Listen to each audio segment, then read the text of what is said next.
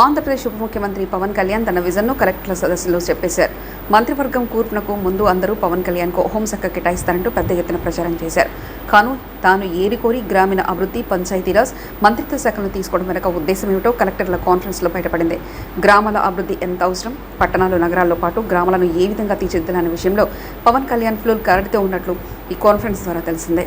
అందుబాటులో ఉన్న వనరులను ఉపయోగించి రాష్ట్రాన్ని ఏ విధంగా అభివృద్ధి చేసుకోవచ్చో పవన్ కళ్యాణ్ పూసగుచ్చినట్లు వివరించారు. ఆంధ్రప్రదేశ్లో గ్రామాలను ఏ విధంగా ఆదర్శంగా తీర్చిదిద్దాలి, గ్రామీణ ఆర్థిక వ్యవస్థను ఎలా బలోపేతం చేయాలనే దానిపై డిప్యూటీ సీఎం పవన్ కళ్యాణ్ కలెక్టర్లకు దిశానిర్దేశం చేశారు. అధికారులు ఏ విధంగా ముందుకెళ్లాలి, ఏపీలో పనిచేయాలంటే గతంలో సివిల్ సర్వెంట్ అధికారులు పోటీ పడేవారని, గత 5 ఏళ్లలో ఏపీలో పనిచేయాలంటూ కొందరు భయపడే పరిస్థితి వచ్చిందని తెలిపారు.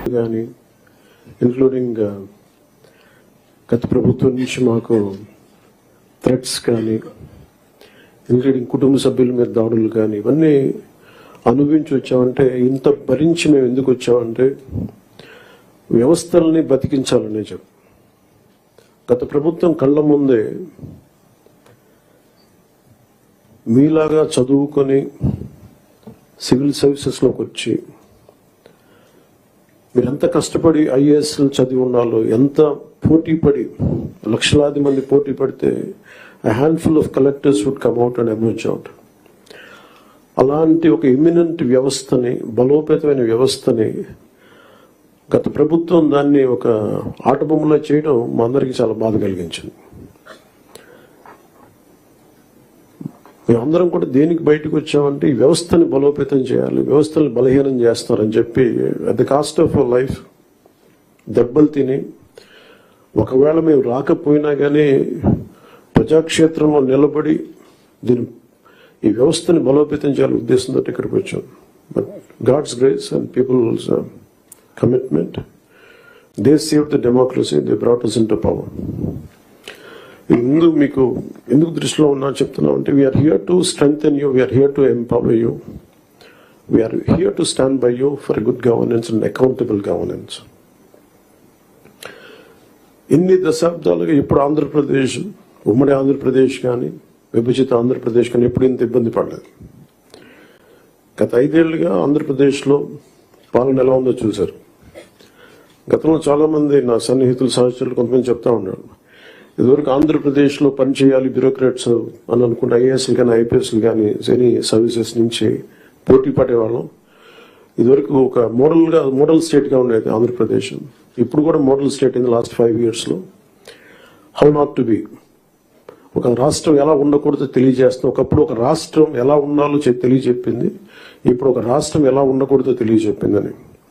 So we want to bring back, to take it back to the old state of under the leadership of dynamic leadership of honourable CM Shri Chandrababu Naidu గారు.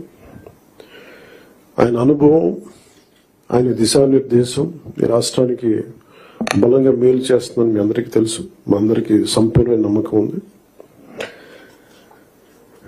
నేను పంచాయతీరాజ్, రూరల్ డెవలప్మెంట్తో పాటు forest science and technology, environment శాఖలు కూడా తీసుకున్నాను. వీటిలో కొన్ని మీ సహాయ సహకారాలు కావాల్సినవి, మీరు ఏం కావాలని మేము ఆశిస్తున్నాం చెప్తాను. ఈ సంవత్సరానికి సంబంధించి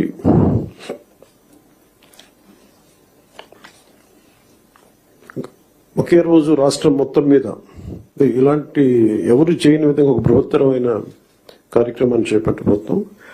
ఒకే రోజు రాష్ట్రం మొత్తం మీద 13,326 గ్రామ పంచాయతీల్లో ఉపాధి హామీ పథకానికి సంబంధించి రాష్ట్ర చరిత్రలో ఇప్పటి వరకు ఎవరు చేయని విధంగా చిత్తశుద్ధితో గ్రామ సభలను ఏర్పాటు చేసి గ్రామ సభ రెజల్యూషన్స్ చేయడం జరుగుతుంది. ఇది గ్రామ పంచాయతీలను బలోపేతం చేసే దిశగా మా కూటమి ప్రభుత్వం అడుగులు వేస్తుండటానికి మొట్టమొదటి మహత్కార్యమే ఇందుకు నిదర్శనం. 2014-19 మధ్యకాలంలో సుమారు 10,000 గ్రామాల్లో ప్రారంభించిన సాలిడ్ వేస్ట్ మేనేజ్మెంట్ ప్రోగ్రామ్ ని ముందుకు తీసుకెళ్లాల్సిన అవసరం ఉంది.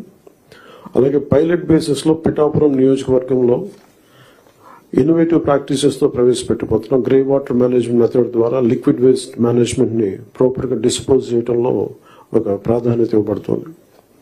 స్వచ్ఛ భారత్ మిషన్ మరియు ఇతర కార్యక్రమాల కింద నిర్మించిన ఇండివిజువల్ హౌస్ హోల్డ్ టాయిలెట్స్ ని ODF ప్లస్ చొరవ కింద మెయింటైన్ చేయబడతాయి. అలాగే హౌస్ హోల్డ్ లెవెల్లో సేఫ్ డ్రింకింగ్ వాటర్ అందించడానికి మేము జేజీఎం జల్ జీవన్ మిషన్ కింద ఆగస్టు 15, 2024 నాటికి పల్స్ సర్వే నిర్వహిస్తున్నాం. ఈ సంవత్సరం గ్రామ పంచాయతీల్లో